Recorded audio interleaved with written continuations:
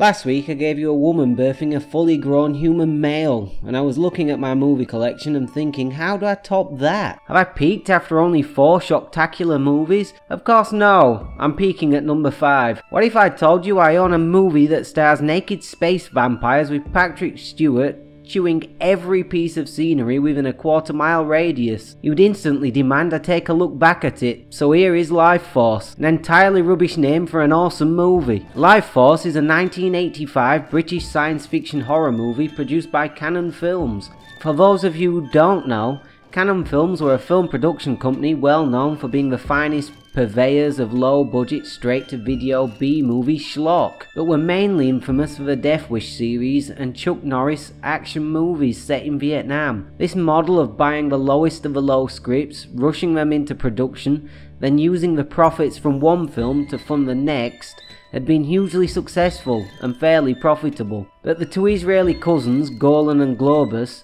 two people I think I'm legally required to describe as eccentric businessmen who owned and ran Cannon, had by the mid-80s decided they wanted to get into making bona fide Hollywood blockbusters. Their first attempt at that was to give Tobe Hooper, yes, that Tobe Hooper, the director behind Texas Chainsaw Massacre, $25 million, a copy of the not exactly popular British pulp fiction novel The Space Vampires, and zero studio oversight with one instruction: make a movie based on this book. Whatever could go wrong? As it turns out, pretty much everything. Firstly, according to the director, they couldn't get a woman to play the character of Space Girl because nobody was comfortable with the amount of nudity required, which, I'm not joking here, is about 19 minutes and 50 seconds of 20 minutes of screen time of full frontal nudity. So they had to resort to flying in women from Germany, who would then arrive and say, nope, we aren't doing that. Mathilda, a French ballerina who spoke no English, was literally the only woman alive willing to take the part. What follows is the entirety of her clothed scenes in a 2-hour movie.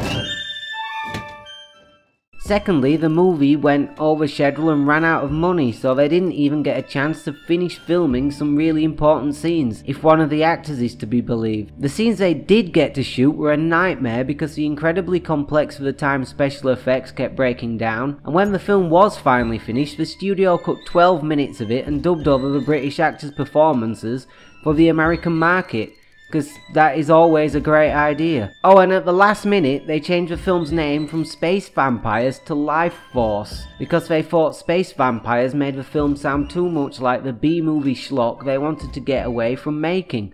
I think if they had gone with my personal name of Naked Space Vampires, this would have been a smash hit. Instead, it will come as no surprise to you after all I've just said that this was a critical and commercial failure, earning back only $11.6 million at the box office, which is one of the reasons why Cannon Films went bankrupt not that long after this. The other two main reasons being Superman 4 and He-Man Masters of the Universe, which were Cannon's other attempts at blockbusters. So I can hear you ask, why are you recommending this movie to me?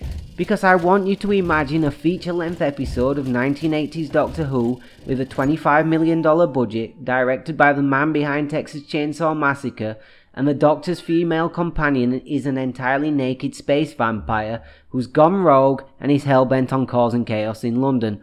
Oh, and Patrick Stewart chews the scenery.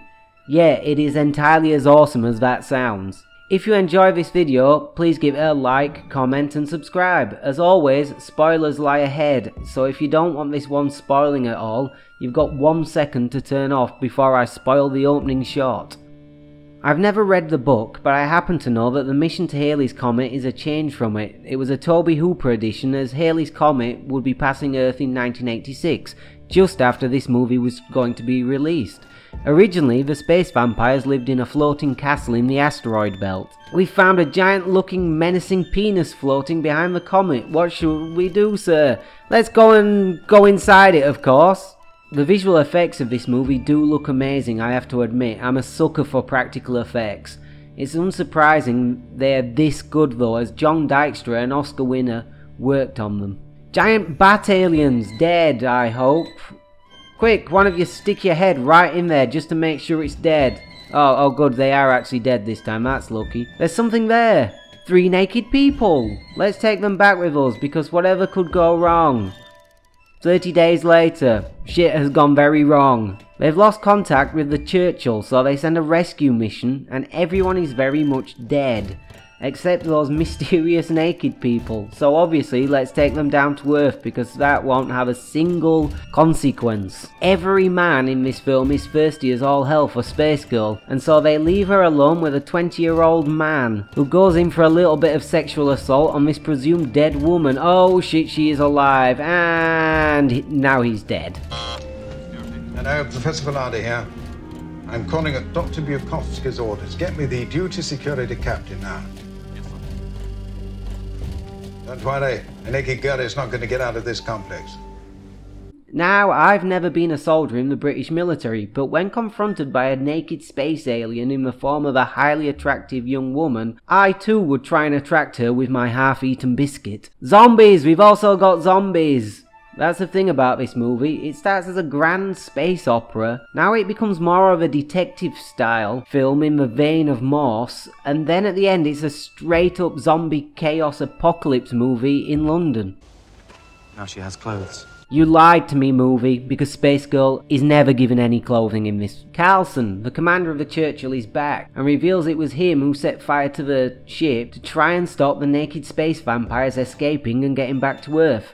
After he opened up Space Girl's pod, and they shared each other's life force. Which means him and her have a psychic link, which is of course revealed by a dream sex scene. Which is also amazingly one of only 2 times that she wears clothes in this whole film. Carlson's dream sex scene leads us to Arkham Asylum for the criminally insane. Sorry, I mean Thurleston in Yorkshire. And yay, it is Patrick Stewart, and he must be a real-life vampire because he's barely aged a day by the looks of this. This is honestly the worst part of the film, but we do get Patrick Stewart's first on-screen kiss, and it's with a man, while Space Girl possesses him, because yes, she can now possess people. It turns out it was all a ruse, and the space vampires wanted to draw Carlson and Colonel Kane away from London so they could destroy it. London is apparently in chaos, but I've seen worse than a Friday night out, to be honest. Oh wow, she's finally clothed. That only took 1 hour and 35 minutes. Oh no, wait, it's fine. She's naked again.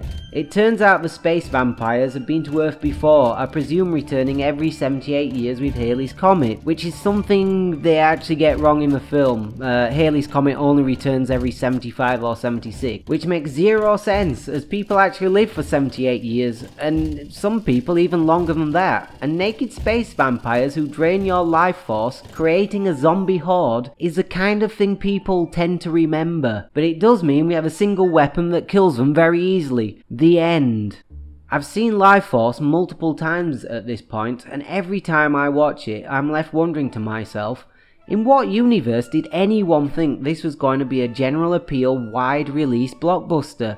It has 3 distinct different genre sections that give it a disjointed feel. The main female character is naked for 99% of her screen time, and it's based on what was at the time a 10-year-old Pulp Fiction novel about naked space vampires. But all of those things are what I love about it. You won't ever get a movie like this made again. Cannon notoriously took massive risks, many of which failed, but they took them anyway, and Lifeforce is in my opinion their finest work. It has stunning visuals. The acting, especially that of Mathilda May and Peter Firth, are excellent. Mathilda May moves in such a ghostly, ethereal way, she always appears inhuman. The special effects are still, even now, stunning, especially the scenes showing the destruction of London, which were a combination of sound stages and a recently closed model village in Kent they just blew up.